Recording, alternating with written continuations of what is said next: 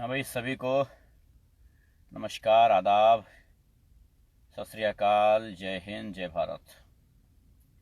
उम्मीद करता हूँ आप सभी लोग ठीक होंगे।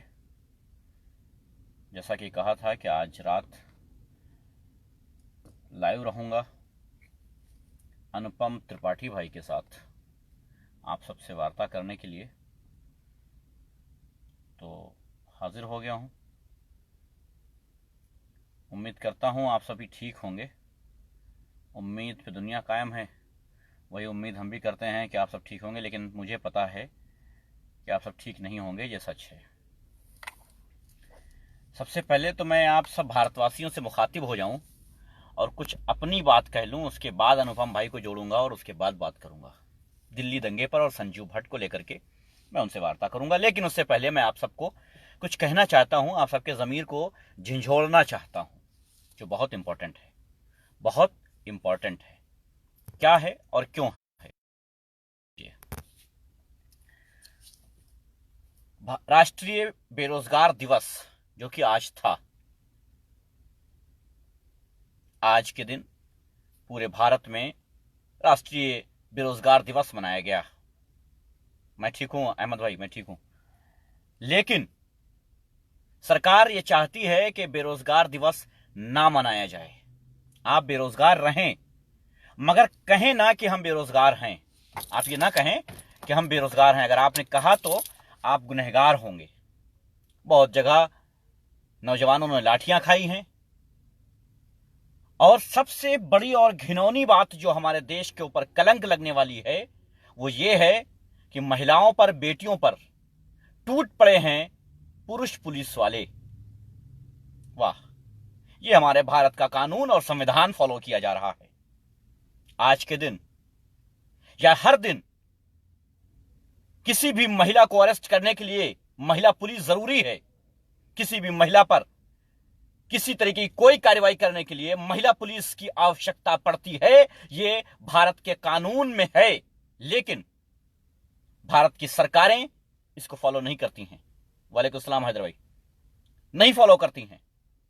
सिर्फ फॉलो करने की बात अलग है। चलिए मान लिया कि कार्रवाई करने के लिए कोई पुलिस वाला, पुरुष पुलिस वाला आ जाए, किसी महिला को अरेस्ट करने आ जाए, गिरफ्तारी करने आ जाए, लेकिन यहीं तक बात नहीं रुकती है।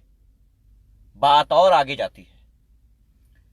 बात वहां तक आगे जाती है जहां तक आपको देखकर शर्म आनी चाहिए। बात वहां तक जाती है जहां तक आपको देख करके शर्म से चुल्लू भर पानी में डूब मरना चाहिए। इसलिए कह रहा हूं क्योंकि खामोशी इस देश को खा चुकी है, खत्म कर चुकी है। लेकिन आज भी आपके लब खामोश हैं। क्यों?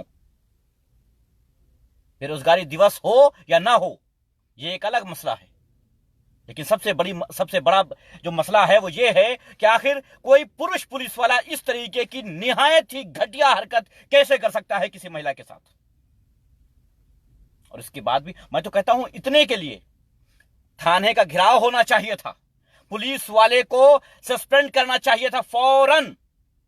लेकिन चूंकि ये हमारा भारत है और यहां सबको आजादी इतनी है कि आप अपने लिए आवाज नहीं उठा सकते। मैं अगर कानून और संविधान की बात करूं तो आज कानून और संविधान से देश नहीं चल रहा है। देश चल रहा है लाठी तंत्र से, देश चल रहा है रुपया तंत्र से, देश चल रहा है भ्रष्टाचार तंत्र से। देश में आतंक फैला हुआ है, बेरोजगारों को पीटा जा रहा है, उनका लहू सड़कों पर बहाया जा रहा है कोई जो एक जबान उफ कर दे? जो बोलेगा उसके खिलाफ राष्ट्रद्रोह का मुकदमा डाल दिया जाएगा। लेकिन क्या समझते हैं कि आपके ये लाठियां, आपके ये मुकदमे, आपके ये कोर्ट, आपकी ये पुलिस इस आवाज को दबा सकेगी? हो ही नहीं सकता है। सड़कों पर खून बहाना नौजवानों का क्या सरकार का यही कर्तव्य है? नहीं, उनको रोजगार देना सरकार का कर्तव्य है। लेकिन आज वो सब कुछ भूला जा चुका है। किसी भी प्रदर्शन में अगर कोई एक भी महिला वहां पर है, और ना भी हो तब भी वहां पर महिला पुलिस का होना जरूरी है, कि हो सकता है इस प्रदर्शन में महिलाएं भी हों, और महिलाओं के लिए सिर्फ महिला पुलिस बनाई गई है। करोड़ों रुपए भारत का खर्च हो रहा है भारतीय पुलिस पर। क्यों? क्या इसीलिए क्योंकि महिलाओं से इस तरीके की हरकत की जाए? शर्म आती है हमें ये कहते हुए कि हमारे भारत में आज ये हाल हो गया है। और मैं उन भक्तों से कहूंगा जो मुस्लिम कंट्रीज के ऊपर तंज कसते हैं कि वहां की महिलाएं पर्दे में चलती हैं, उनके वो दबाव में रहती हैं, वो परेशान रहती हैं, मैं जानना चाहता हूं तुमसे, जो तुम्हारी कंट्री में हो रहा है क्या ये बेहतर है और क्या महिलाओं के साथ ये होना चाहिए? लेकिन किसी के पास इसका जवाब नहीं होगा। एक तरफा कार्रवाई करना सरकार की आदत पड़ चुकी है, नाम बदलने का ढोंग करना, इन सब से देश नहीं चलता है। देश चलता है प्रजातंत्र से, देश चलता है लोकतंत्र से, देश चलता है हर एक इंसान को साथ लेकर के, क्योंकि देश बनता है हर एक इंसान को साथ लेकर के। जो बोले ये कह दिया जाए कि साहब ये देशद्रोही है, तो क्या समझते हैं आप देश चला रहे हैं? नहीं, आप तानाशाही कर रहे हैं। नमस्कार अनुपम भाई, अनुपम भाई आ चुके हैं मेरे साथ, ये जुड़ेंगे। आज उन मुद्दों पर बात होगी जो बहुत इंपॉर्टेंट है। संजीव भट्ट जैसे ईमानदार आईपीएस को जेल में रखा जाना, दिल्ली दंगे में षड्यंत्र रचा जाकर के षड्यंत्र के तहत लोगों को फंसाना, जबकि मेरी वीडियोस अगर देख करके पुलिस कार्रवाई करती, जो मैंने ऑडियो जारी किया, जो मैंने स्क्रीनशॉट जारी किया, जो मैंने बातें जारी की, जो मैंने वीडियो जारी किया, अगर उसके ऊपर कार्रवाई बनती तो असल मुजरिम आज जेल में होते। लेकिन अफसोस आप सब पर भी है। इतने एविडेंस मैंने जुटा रखे थे, इतने एविडेंस मैंने जुटा रखे थे। मेरे YouTube पर जाते सबसे पहले वो एविडेंस वाली वीडियो मिल जाएगी, लेकिन आप सबने उसको जरा से भी गौर नहीं किया और उस पर बात नहीं किया। आपने ये नहीं कहा कि साहब ये चीजें जो हैं ये इंपॉर्टेंट हैं। आपने सवाल नहीं किया, आपने उस वीडियो को समझा ही नहीं, देखा सुना और निकल गए। आपकी गलती है। ऐसे ही नहीं एविडेंस मिल जाते हैं। बहुत मुसीबत से, बहुत कुछ करने के बाद जो एविडेंस मैंने दिल्ली दंगे पर जारी किए हैं, देर नहीं है उस बात की कि उसमें मुझे भी षड्यंत्रकारियों में फंसा दिया जाए। मैं बता देता हूं आज अपनी लाइव पे, देर नहीं उस बात की कि मुझे भी षड्यंत्रकारियों में रख दिया जाए। क्यों? क्योंकि मैंने एविडेंस दिए हैं, मैंने एविडेंस दिए हैं कि कौन है असल मुजरिम। और असल मुजरिम को बचाने के लिए हर उस इंसान को दबाया जाएगा जो सच के साथ खड़ा होगा।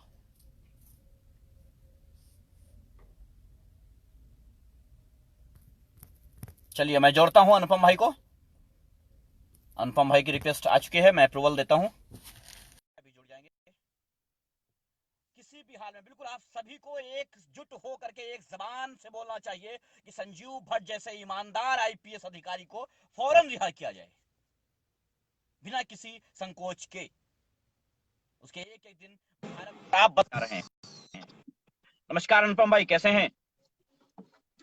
नमस्कार सईद अतिशाम भाई, thank you so much for the opportunity. मैं बहुत अच्छा हूं, सब कुशल मंगल। भाई आप कैसे हैं? बस सब कुशल मंगल है। और बस मेरा तो कुशल मंगल तभी हो सकता है जब देशवासियों का हो, और हालात तो बहुत बुरे हैं। खैर मैं पहले बता दूं अपने व्यूवर्स को कि अनुपम भाई किसी तारीफ के मोहताज नहीं हैं। आप सब जानते हैं इनको। ये एक एनिमल लवर हैं, बेहतरीन एडवोकेट हैं, प्रवक्ता हैं, पत्रकार हैं, सब कुछ कहा जा सकता है इनको, क्योंकि हर फील्ड में बेहतरीन और ईमानदारी से काम करने वाले लोगों में अगर नाम रखा जाए तो इनका नाम कहीं ना कहीं जरूर आएगा, चाहे वो एनिमल लवर में ही क्यों ना हो। और यहाँ तो बात इंसानियत की पड़ जाती है, तो जाहिर सी बात है जो जानवरों से इतनी मोहब्बत करता हो वो इंसानों के हक के लिए क्यों ना बोलेगा और उसके दिल में मोहब्बत क्यों ना होगी। तो ये है हमारे अनुपम भाई। अनुपम भाई, मैं सबसे पहले जो आपसे बात करना चाहूंगा मोस्ट इंपॉर्टेंट संजीव भट्ट के ऊपर। संजीव भट्ट को जिस तरीके से जेल में रखा गया या फंसाया गया या उनके घर में तोड़फोड़ की गई, जिस तरीके से उनके घर को खंडहर बना दिया गया, क्या हम भारतवासी उनके लिए कुछ कर नहीं रहे हैं, या हम किसी दबाव में हैं, या हम करना नहीं चाहते हैं, या हम स्वार्थी हो गए हैं, या अगर संजीव भट्ट हमारे आप जैसे यानी आज के जो देशवासी हैं इनके जैसे हो जाते और सच को उजागर ना करते और बिक गए होते तो क्या वो जेल में होते? इस पे मैं आपकी राय जानना चाहूंगा। बहुत अच्छा सवाल भाई, बट बिफोर मैं जवाब दूं थोड़ा सा सईद अतिशाम भाई, आपका कैमरा आप थोड़ा सा नीचे कर लें, आपका फोरहेड यहाँ से कट रहा है, मैं बता रहा हूँ। हाँ जी जी अच्छा जी, अभी ठीक है जी धन्यवाद भाई, बिल्कुल सही है भाई, अब ठीक है भाई जी, शुक्रिया। भाई देखिए, अच्छा सवाल पूछा आपने। आज का ये बहुत ही जरूरी, बहुत ही इंपॉर्टेंट मुद्दा है संजीव भट्ट जी को लेकर के। काफी सवाल पूछे उनको लेकर के आपने, मैं डिवाइड करूंगा सवालों को। पहला मैं जवाब दे दूं कि ये सच है कि अगर संजीव भट्ट भारत के करीब 90% लोग जनता जैसी होती है, उनकी तरह होते, जी।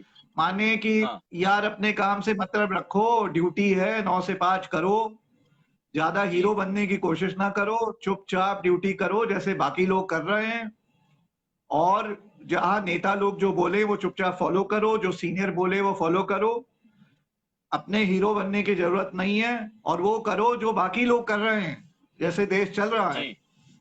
तो हाँ। संजीव भट्ट यकीनन आज जेल में नहीं होते, उनको 2 4 10 मेडल वेडल अब तक मिल चुका होता, मोदी जी की बिल्कुल। चाट रहे होते, भारत सरकार की चाट रहे होते, मोदी जी के बिल्कुल अभी पर्सनल बिल्कुल उनके ऑफिसर होते, सिक्योरिटी ऑफिसर होते, अब तक वो जी। बहुत सीनियर आला अफसर बन चुके होते, डीजी वीजी डीआईजी डीजी बन चुके होते पुलिस में, खूब मेडल्स वेडल्स मिल चुके होते उनको, और सब बढ़िया हाँ। होता। लेकिन यही तो अफसोस है इस देश के बारे में कि देखिए, जो आवाज उठाता है, जो सत्य के रास्ते पे रहता है, कानून के हिसाब से चलता है, संविधान के हिसाब से चलता है, सही को सही कहता है, गलत को गलत कहता है, इतना गुड्डा रखता है कि चाहे उसका सीनियर हो, चाहे उसका जी। नेता हो, दोनों को कह सके कि सर हाँ। ये सही है, ये गलत है, इस हिसाब से मैं बिल्कुल। चलूंगा, ये जो आप कह रहे हैं गलत है, मैं नहीं करूंगा। हाँ, और जब राइट। सुप्रीम कोर्ट, माननीय सुप्रीम कोर्ट की एक कमिटी, अपॉइंटेड कमिटी बैठती है, उससे उसका एफिडेविट मांगती है और सच मांगती है, तो बिना कॉम्प्रोमाइज किए वो सच को लिख के दे देता है। हाँ, ऐसा हाँ। अफसर भारत में रेयर है, जी। क्योंकि कोई नहीं करेगा। मैं कह तो रहा हूँ 90% राइट। बड़े बड़े पुलिस के जो अब अफसर रिटायर भी कर गए होंगे ना, वो सब इस देश में यही है। नेशनल अवार्ड जिन लोगों को मिलते हैं वो नेताओं की चाटते हैं, सरकार की चाटते हैं, तब मिलते हैं, और बहुत लोग बड़े बिल्कुल, जो बड़े सत्ता में सीनियर होता है उसके पिट्ठू बन अफसर जाते हो हैं। गए, हाँ, और रिटायर कर जाते हैं, और जो सच बोलता है और ब्रेव है, और बाकी यार मुझे तो समझ में नहीं आता। सही रहते श्याम भाई, आज देखिए दो भाई जी। बात कर रहे हैं, जरा दिल से बात करूंगा भाई मैं। जी, बिल्कुल, बिल्कुल। देखिए ऐसा है, हम लोग जब बचपन में छोटे होते थे, आपको याद है, तो जी। याद है आइडियलिस्टिक लेसन सिखाए जाते थे, माता हाँ। पिता बोला करते थे बेटा सच के साथ रहो, है ना। बिल्कुल। जी। जी। रामायण देखी, महाभारत देखी, हर चीज में सत्य का रास्ता देखा, सत्य। है ना, ये बिल्कुल। सब चीजें। और जैसे जी। हम लोग बड़े होते हैं, काम काज ज्वाइन करते हैं, तो कहीं ना कहीं सिस्टम, और सिस्टम के अलावा आसपास पड़ोस वाले, परिवार वाले भी रास्ता वो सिखाने लगते हैं धीरे धीरे, कॉम्प्रोमाइज वाला, कि बेटा ज्यादा ज्यादा राइट। ब्रेव ना बनो, जय हिंद भाई। बेटा सही बात। कॉम्प्रोमाइज थोड़ा करना चाहिए, थोड़ा एडजस्ट हाँ, करना आगे चाहिए। बढ़ना है तो कंप्रोमाइज करना पड़ेगा। हाँ, हाँ बेटा आगे बढ़ना है तो थोड़ा कॉम्प्रोमाइज करो, ज्यादा सत्यवादी ना बनो। जी। सबसे ज्यादा फेमस लाइन तो एक सच है होती ये। है, हीरो ना बनो, जी। हीरो ना बनो, हीरो ना बनो, मतलब क्या बिल्कुल, बिल्कुल। विलन बनने आए बिल्कुल, हैं। बिल्कुल। हाँ, भाई किसी ने हीरो अगर तो सत्य श्री का साथ राम दिया थे, तो कहेंगे हीरो मत बनो। हाँ, सही बात है। हीरो तो महात्मा गांधी थे, हाँ, हीरो तो अशफाक जी। उल्लाह खान थे, हीरो तो श्री बिल्कुल। राम थे, तो हीरो ना बने, हम हाँ। यहाँ रावण बनने आए हैं। मतलब समझ में नहीं आता मुझे क्या हो गया आजकल के क्या, पिछले 30 साल से देख रहा हूं, जो माएं होती हैं, मदर भी सिखाती है बेटा ज्यादा हीरो नहीं बना करो, जहां कहीं कुछ हो तो बस निकल लिया करो पतली करी। निकल लिया मतलब करो माएं वहां से। हाँ। आजकल अपने बच्चों को सिखाने लगी हैं कि कैसे कायर बनो, हाँ, कैसे सत्य के रास्ते में ना चलो, माँ ही सिखा रही है। क्यों? क्योंकि माँ नहीं सही बात। चाहती है झूठे केस में बच्चा फंसे, माँ नहीं चाहती, भाई हाँ, झूठे माँ केस देखिए में अपने बच्चे बिल्कुल, से बिल्कुल। प्यार करती है, तो माँ बड़े नहीं विक्रांत। चाहती है कि बच्चे को कल गोली पड़ जाए, बच्चे को कल मार हाँ, खाना बेवजह पड़े, परेशानियां बच्चे को बढ़े। कल जेल जाना पड़े। बिल्कुल। हाँ, तो बिल्कुल। माँ भी वो जो आइडियलिस्टिक लेसन्स है जो बचपन में हम लोगों ने सीखे, लेकिन फिर कहीं कॉन्फ्लिक्ट वो होने सब लगता है जब बच्चा टीनेजर बनता है, तो माँ ये सब चीजें बच्चे के दिमाग में डालने लगती है कि जी। कैसे कायर बनो, कैसे झूठ, बेटा हर हाँ। जगह सच नहीं बोलना चाहिए, हाँ बेटा अपनी बॉस की जैसे बोले वो किया करो, ठीक है। और फिर नेताजी यहाँ भारत में ये एक नंबर के चोर चक्के निठल्ले निकम्मे नेता हैं, ठीक है। और जब जब हाँ। मैं नया नया बिल्कुल। समाज सेवा में आया था, बताना चाहूंगा, जब नया नया समाज सेवा में आया था सईद भाई, तो कुछ जी। ऐसे नेता कैबिनेट मिनिस्टर थे उस समय, मुझे फोन कर देते थे, हाँ, हाँ। हाँ। और सोचते थे कि ये फोन करके जो है ये बोल देंगे, क्योंकि ये एक आध नेता लोग हैं, बिना नाम लिए कहूंगा, जिनकी आदत है, लेडी हाँ। है, आदत है फोन करती हाँ। हैं, माँ बहन की गालियां हाँ देती हैं लोगों को फोन करके। हाँ, हाँ, कैबिनेट आप मिनिस्टर थी कंटिन्यू उन रहिएगा, दिनों। बस मैं एक कॉल माँ, उठा लेता हूँ, आप कंटिन्यू रहिएगा, बस मैं एक कॉल लेता हूँ हाँ इमरजेंसी। जरूर, हेलो। जरूर। हाँ, हमने कहा तुम वही रूम पे वहीं रुको, हम आते हैं, ठीक है, 10 मिनट आते हैं, 15 मिनट में, 15 मिनट तो में आता हूँ, ठीक है। ओके जी भाई, प्लीज कंटिन्यू। हाँ, तो सईद एहतेशाम भाई 2015 की बात बता रहा हूँ आपको। समाज सेवा हाँ स्टार्ट किए मुझे 2-3 साल हुआ था, ज्यादा समय नहीं जी हुआ था। और शुरुआत मेरी, जैसे आपको पता ही है, समाज सेवा में शुरू में एनिमल एक्टिविज्म से शुरुआत हुई थी। हाँ, हालांकि उसके हाँ पहले भी मैंने सीसीटीवी वगैरह लगवाए हैं दिल्ली के पुलिस स्टेशन में, लेकिन वो मेरी जो जी पीआईएल थी उनको ज्यादा मीडिया लाइमलाइट नहीं मिली, क्योंकि उस समय मैं कोई बड़ा एक्टिविस्ट नहीं था, मेरा नाम नहीं था इतना। तो वो जी भी मैंने जीती है। मैंने दिल्ली में सीसीटीवी कैमरे लगवाए हैं दिल्ली हाईकोर्ट में पीआईएल के ऑर्डर से। आम आदमी अच्छा पार्टी ने नहीं लगवाए, मैंने 2013 में लगवाए, लेकिन पब्लिक को नहीं पता क्योंकि उन दिनों मीडिया मुझे कवर नहीं करती थी। हाँ 2015 की मैं बात बता रहा हूँ। तो हाँ, इनका फोन आया, ये इन्होंने शुरू कर दिया, ये सबको फोन मैं करके माँ 15 बहन मिनट की में आता गालियां हूँ, देती थी, डरा देती आ थी। रहा हूँ 15 मिनट। तो मैंने जो है, जी और अब इंट्रोडक्शन में यही देती थी, मैं फलाने बोल रही हूँ, और पब्लिक जो है कहे अरे बाप रे तो कैबिनेट मिनिस्टर है। लोग जो है literally they to shit in their pants, डर जाते थे। अब गलती से इनको आदत थी भारतीय लोगों को फोन करके ऐसे डांटने की। भारतीय लोग सब कमजोर लोग होते हैं, उसके अलावा सब बेईमान होते हैं, तो बेईमान नेता से डर जाते थे। मुझे फोन कर दी गलती से, मेरा जैसे आदमी से कभी सामना उनका हुआ नहीं था, ठीक है। मुझे जी, फोन करी, मुझे भी वही उसी आदत पड़ी लहजे थी। में टोन में उन्होंने शुरू किया कि ये करिए हाँ वो करिए, और ये क्या पीआईएल डाल दी है, पीआईएल को विड्रॉ करिए, ये क्या कर रहे हैं। हाँ हाँ, जैसे कि इनके बाप का पीआईएल, मतलब मैं इनसे परमिशन लूंगा पीआईएल डालने से पहले। जी तो मैं अनुपम त्रिपाठी, तो मैंने अपने हिसाब से अपने स्टाइल में मैडम जी को, जो कैबिनेट जी मिनिस्टर होती थी भारतीय जनता पार्टी की, उनको मैंने कहा कि मैडम सोच विचार करूंगा, हाँ आप शायद कानून के बारे में थोड़ा जानती कम है। पीआईएल हाँ एक बार सुप्रीम कोर्ट में डल गई जी तो आप ना मेरे पिताजी ना आपके पिताजी उसको विड्रॉ कर सकते हैं। हाँ सुप्रीम कोर्ट में परमिशन भी ले लो ना विड्रॉ करने की, तो मिलती नहीं जब तक सुप्रीम कोर्ट परमिट ना करते, आप विड्रॉ नहीं कर सकते जी हो।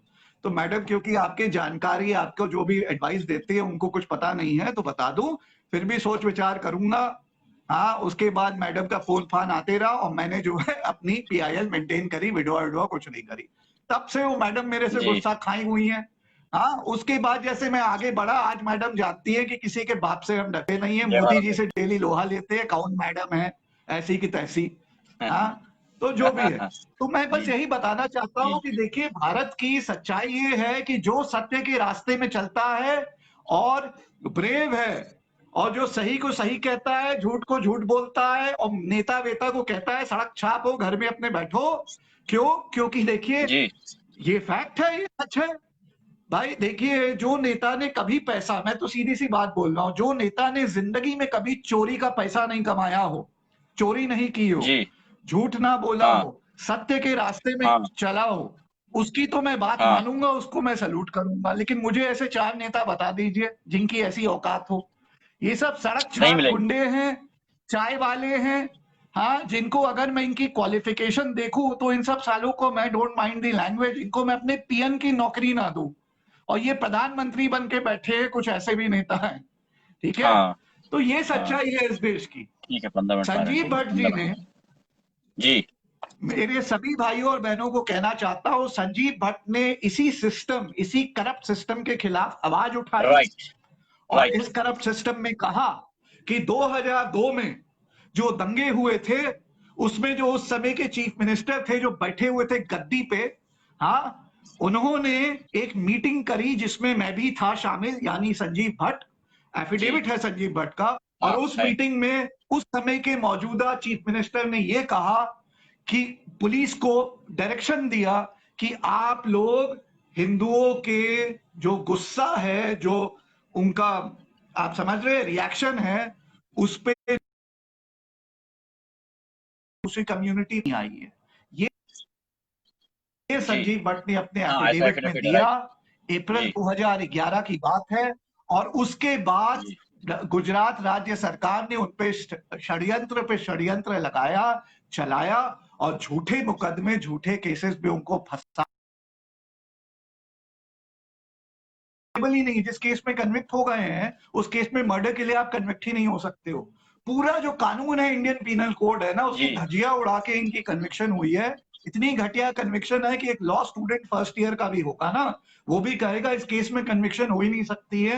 एब्सोल्यूट इसमें बायस कन्विक्शन हुई है, गलत कन्विक्शन हुई है, जिसमें जब अपील फाइल हो, अपील सही तरीके से सुनी जाए और जब भी माननीय सुप्रीम कोर्ट में ढंग जी से अपील सुनी जाएगी तो बाय गॉड मैं बता रहा हूं, मैं वकालत छोड़ दूंगा अगर ये आदमी अपील में जीत ना जाए और रिहा ना हो जाए। वकालत छोड़ दूंगा, मैं संन्यास ले लूंगा वकालत से अगर संजीव भट्ट अपील में सुप्रीम कोर्ट से रिहा ना हो जाए, क्योंकि जो कन्विक्शन इनकी हुई है वो एब्सोल्युटली इलीगल है।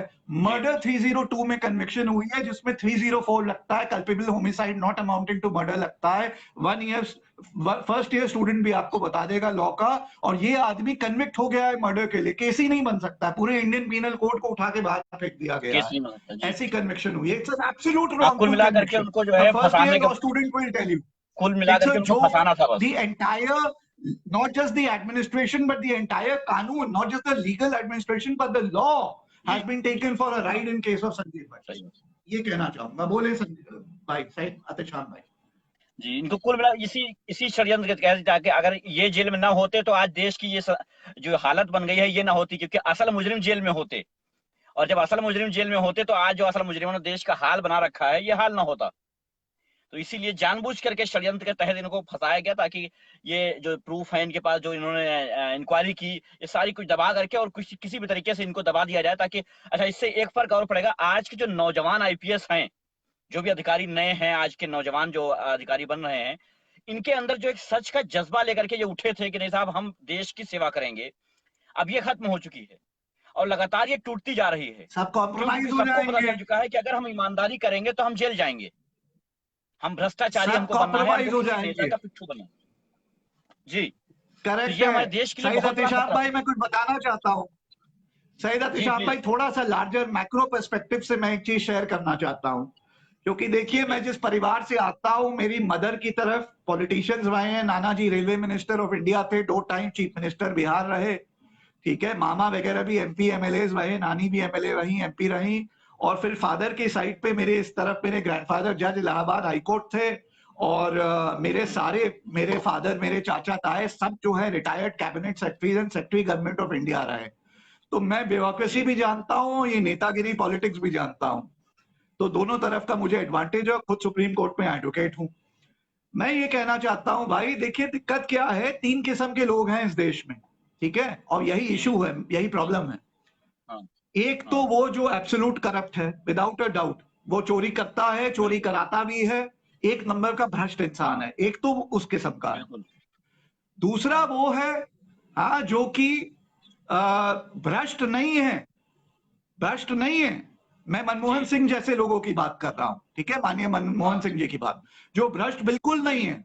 लेकिन दिक्कत हाँ उसके साथ क्या, और ऐसे लोग मतलब मैं क्या बोलूं, मैं ऐसे लोग अपने परिवार में भी जानता हूं लोगों को, जो एब्सोल्यूट ऑनेस्ट लोग हैं, एब्सोल्यूट ऑनेस्ट हाँ लोग हैं, लेकिन लेकिन लेकिन बिल्कुल मनमोहन सिंह जी की तरह खुद तो ऑनेस्ट हैं, जी। खुद कभी आसपास के, भ्रष्टाचार नहीं किया, हाँ लेकिन बाय गॉड आसपास छोड़िए, नाक के नीचे दिख रहा है भ्रष्टाचार हो रहा है, जी लेकिन ना किसी की गर्दन पकड़ेंगे, ना किसी का कान पकड़ेंगे और ऐठेंगे और कहेंगे अबे कर क्या रहा है, संविधान के हिसाब वही से प्रॉब्लम चल, शुरू हुआ तो। वरना जेल में डालूंगा तुझे, मैं खुद डालूंगा, कोई और पकड़े जी नहीं, मैं खुद डालूंगा, मेरे परिवार हाँ का आदमी होगा मैं खुद डालूंगा, नहीं करेंगे। ये दूसरे किस्म के हैं।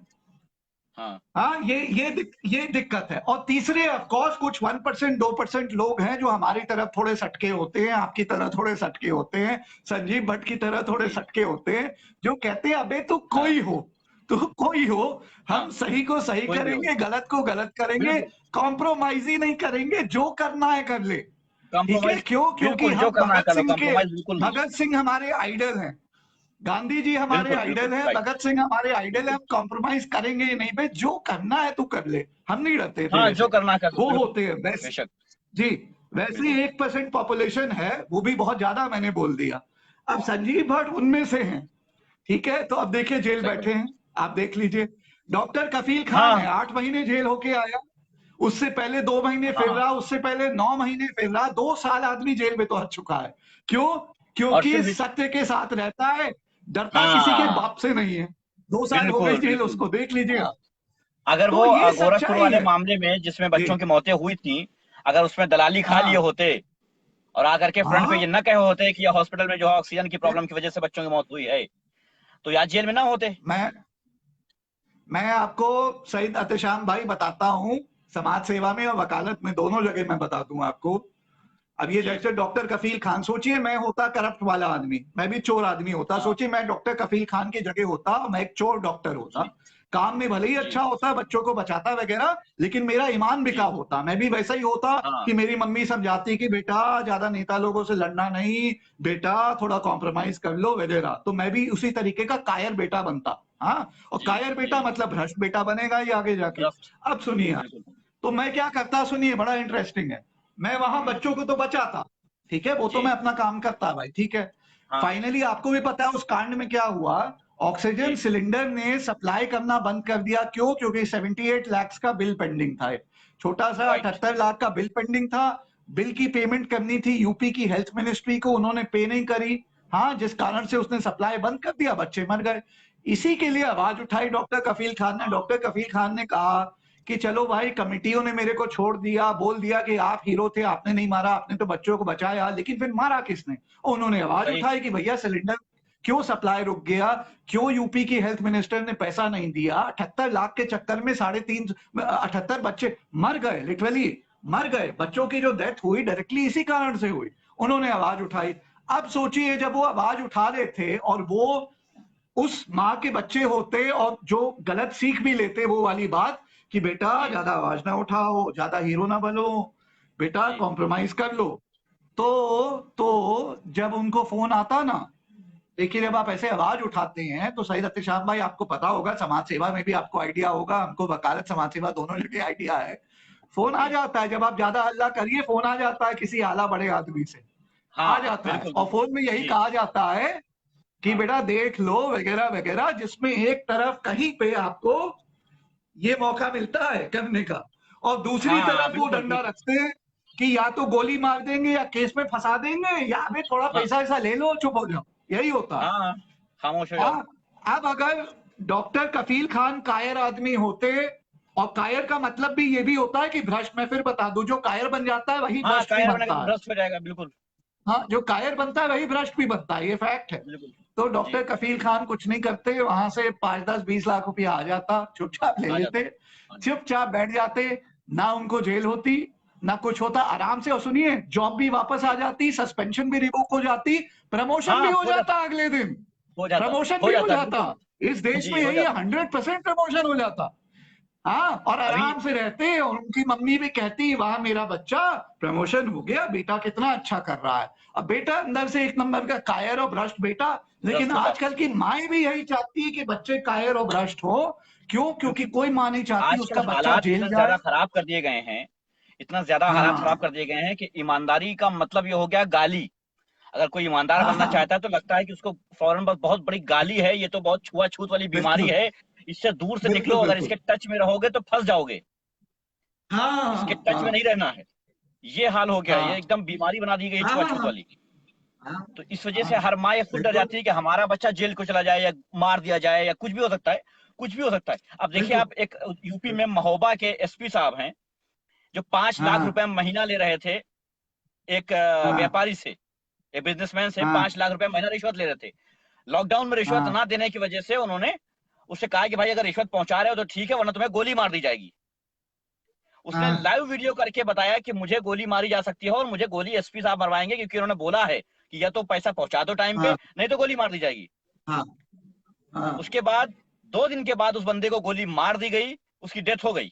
बाहर भी थे। जब हाँ डिपार्टमेंट ने इंक्वायरी किया तो पता ये चला कि ये बाकायदा गैंग चला करके डकैती डलवाते हैं, लूट मचवाते हैं और ये हाँ फिरौती लेते हैं। हाँ हाँ, सही रतेश्याम भाई। देखिए, इसमें सुप्रीम कोर्ट और बहुत सारे हाई कोर्ट्स की जजमेंट है, लॉ कमीशन की रिपोर्ट्स हैं, जो जी कहती हैं कि भारत की 90% ये जो पुलिस है, हाँ, जी और मार्कंडे काटजू साहब भी अक्सर कहते रहते हैं कि 90% भारत की पुलिस ऑर्गेनाइज्ड क्राइम चलाती है, रैकेट चलाती है, बिल्कुल ऑर्गेनाइज, जी जैसे दाऊद ग्राम दाऊद का अच्छा, गैंग तो है, फिर दाऊद ये इब्राहिम है, का, उस इस प्रकार बात का को अगर इनका मान लें, ऑर्गेनाइज क्राइम चलता है। ये जी, अगर सच्चाई ये है। बात को मान लिया जाए तो फिर एक प्रॉब्लम और खड़ी होती है। इसी कारण तो एक मैं सवाल कहता जो है, हूं, सही एहतशाम भाई, जी, एक सेकंड, इसी कारण तो मैं जी, कहता हूं कि पता नहीं क्यों ये भारत की जनता, क्योंकि इनकी माओ ने सिखा दिया है कि कायर बनो, भ्रष्ट बनो, ये लोग ये जो सड़क पे डंडा हाँ, खाते रहते हैं पुलिस वालों का, पता नहीं किस पिक्चर में इन बेवकूफों ने देख लिया है कि खाकी में अगर पुलिस है, डंडा मारे तो डंडा खाओ, थप्पड़ मारे तो थप्पड़ खाओ। हम तो कहते हैं किसी कानून की किताब में नहीं है, कोई भारत की कानून में, फिर बता रहा हूं, जिम्मेदारी से बोल रहा हूं, अवेयरनेस फैलाना चाहता हूं, भारत के पूरे जी, कानून में एक एक किताब, अनुपम त्रिपाठी से ज्यादा बड़े कम लोग होंगे जिन्होंने पढ़ी होगी, इसलिए बता रहा हूं, क्योंकि कानून पढ़ा भी हुआ हूं, कानून की प्रैक्टिस भी करता हूं, कानून पढ़ाता भी हूं, ठीक है, विशेषज्ञ हूं, बहुत सही, माने एक्सपर्ट हूं।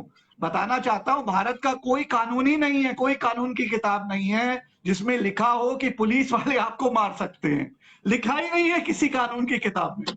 हाँ, मुझे समझ में नहीं आता भारतीय लोग ये एक नंबर के बेईमान, भ्रष्ट, गुंडे, क्रिमिनल पुलिस वालों से डंडे भी खाते हैं, मार भी खाते हैं, घूसे भी खाते हैं, पता नहीं क्यों, मुझे समझ में नहीं आता, और ये बनते बड़े मर्द ये हैं अपना हक कि समझ लिया कोई है। लड़ाई हो, गरीब ने, झगड़ा हो तो कहेंगे हम मजलूम पीटेंगे, हम ने, मारेंगे, और पुलिस वालों से डेली मार खाते गरीब हैं, ने क्यों? ये अपना और हक फिर समझ लिया है। हिंदी पिक्चर का कोई डायलॉग सुनाते हैं कि वो उसने खाकी पहनी, खाकी पे हाथ नहीं उठा सकते। मैं आपको बताना चाहता हूं, जिम्मेदारी से बता रहा हूं, ठीक है, जी, खाकी जिसने भी पहनी हो उसको हक नहीं है आप पे हाथ उठाने का, अगर उसने आप पे हाथ उठा दिया, आपके पास राइट ऑफ सेल्फ डिफेंस में उसको मार मार के बटेर बनाने का आपको हक है। पता नहीं आप लोग क्यों नहीं एक्सरसाइज करते हैं, आपको शर्म नहीं आती है, मार खा के आ जाते हो। उसी माँ जिसने 4 साल की उम्र में बताया था कि बेटा मार खा के नहीं आना, वापस पीट के आना, वो पुलिस वालों पे भी अप्लाई करता है। Why do you get beaten up? I don't मैं कुछ अंडरस्टैंड। दिखा देता हूँ आपको। भारत के लोगों की मैं कुछ जान दिखा देता चली हूँ, ये जाती है। है पुलिस वालों से मार खा के, मुझे तो समझ में नहीं आता। हाँ, ये देखिए ना, मार खा रहे हैं, एक तो कांग्रेस के कार्यकर्ता हैं, गधे कहीं के मार खा रहे हैं, एसपी के कार्यकर्ता है सपा मार के, खा रहे हैं, जी, समझ में नहीं देखिए आता मतलब मुझे, किस डंडे कदर क्या खा रहे हो, वापस जानवरों की मारो तरह पुलिस घेर वालों को, करके पीटा जा रहा है। नंगा करके डंडे से मारो घेर इनको, करके। वापस बटेर बना दो, मार मार के इनको, बस जान ना लेना इनकी, उतना उतने पे रुक जाना बस, बाकी इनको इस खूब मारो, ये एक इस डंडा बात पे मारे एक इनको 20 सवाल याद आ डंडे गया, वापस मारो, मुझे अचानक तो से समझ में नहीं इस आता बात है। पे एक सवाल याद आ गया कि अभी जो यूपी में एसएसएफ बन रही है, जब हमारे देश की पुलिस इतनी भ्रष्ट है, एसएसबी गैर कानूनी है, अनकॉन्स्टिट्यूशनल लॉ है, तो फिर ये ये जो आखिर योगी कैसे सरकार ले चलेगी? आए ना, ये एसएसबी गैर कानूनी, अनकॉन्स्टिट्यूशनल है।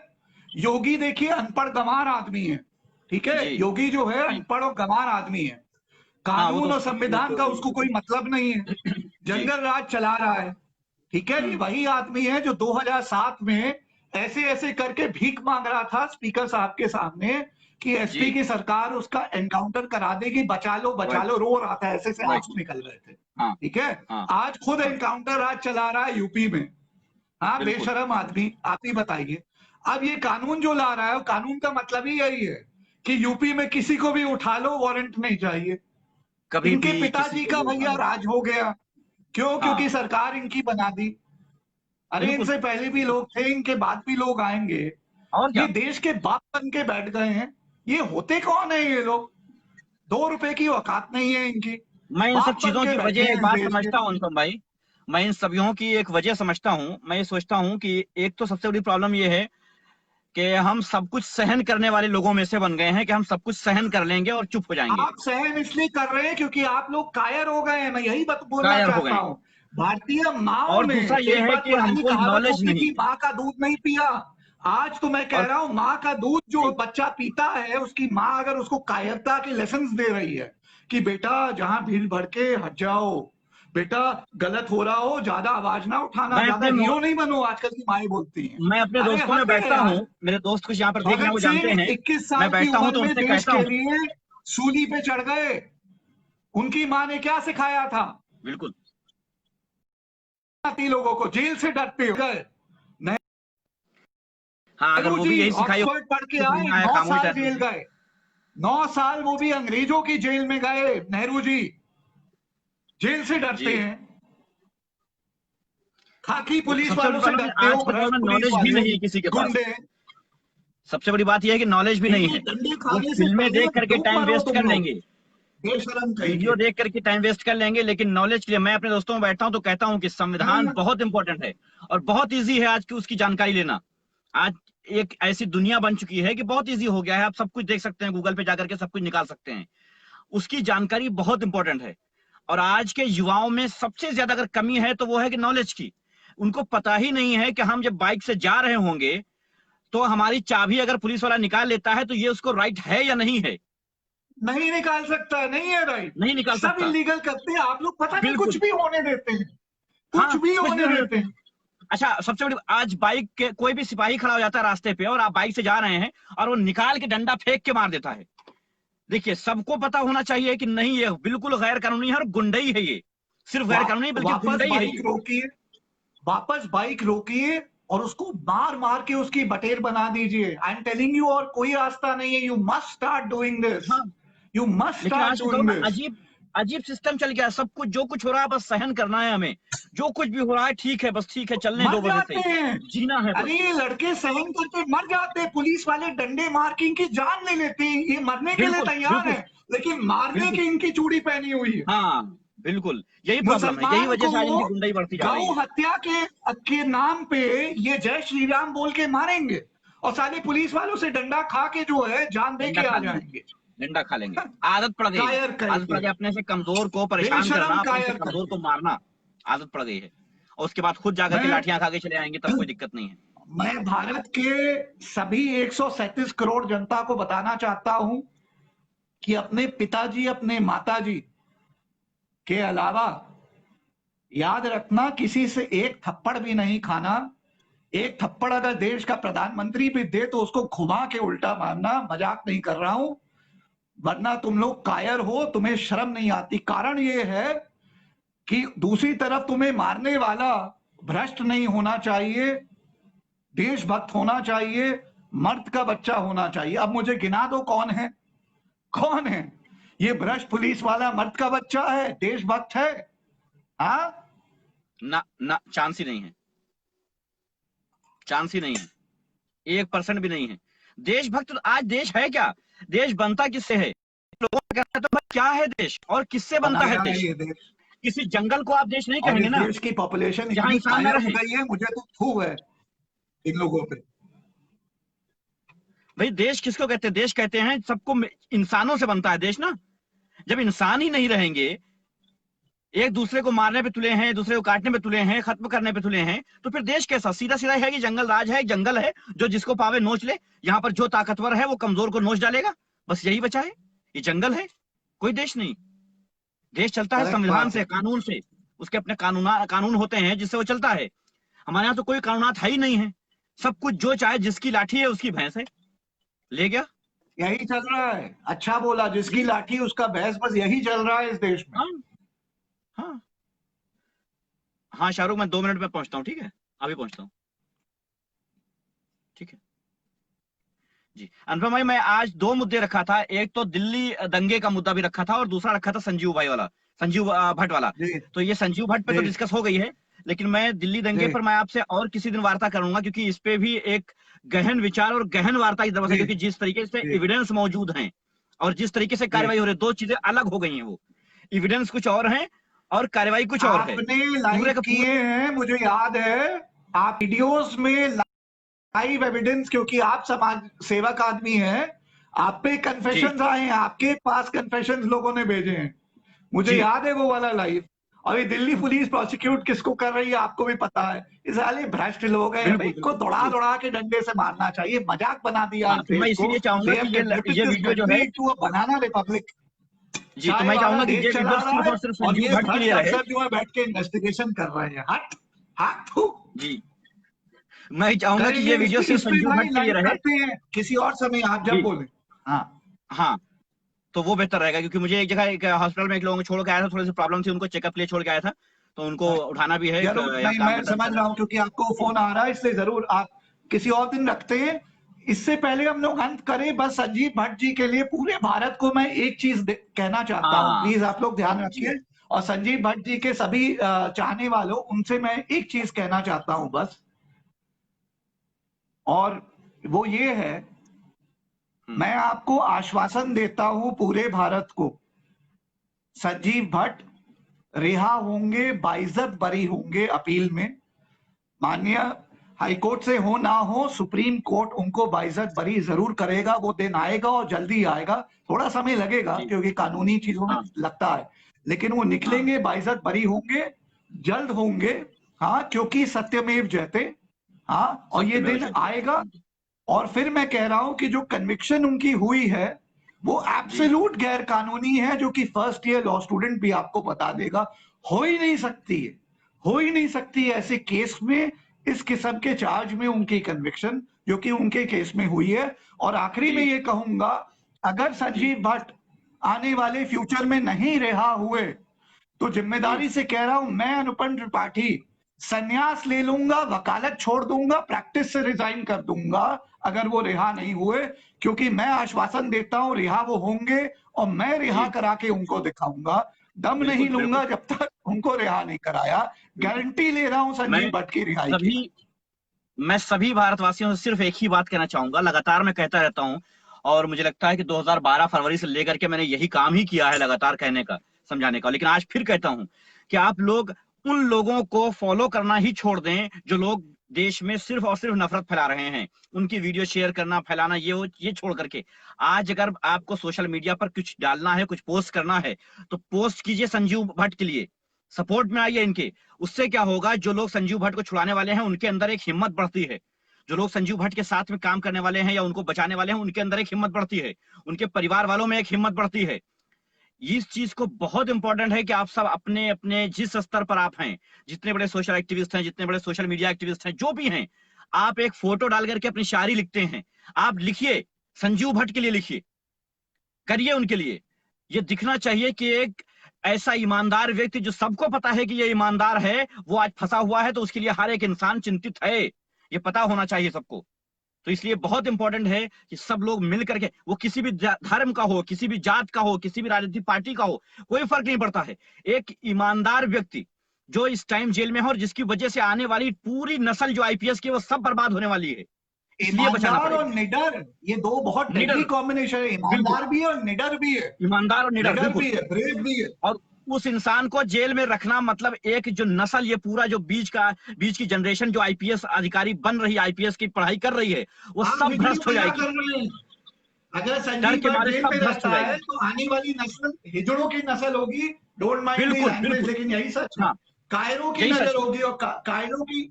और कायर, मेरा एक मानना है, आदमी कायर को, और हिजड़े में कोई फर्क नहीं होता है। बिल्कुल एक आदमी को छुड़ाने से पूरी की पूरी जनरेशन सुधर सकती है, और उसको जेल में रखने से, उसके करेक्ट, लिए आवाज ना उठाने से पूरी की पूरी जनरेशन भ्रष्ट और कायर पैदा होगी, और जिससे पूरा देश तबाही की तरफ जिस तरह बढ़ रहा है, वो तो बढ़ ही रहा है, और करेक्ट, बुरी तरीके से करेक्ट, बढ़ेगा, करेक्ट। बहुत बुरी तरीके से।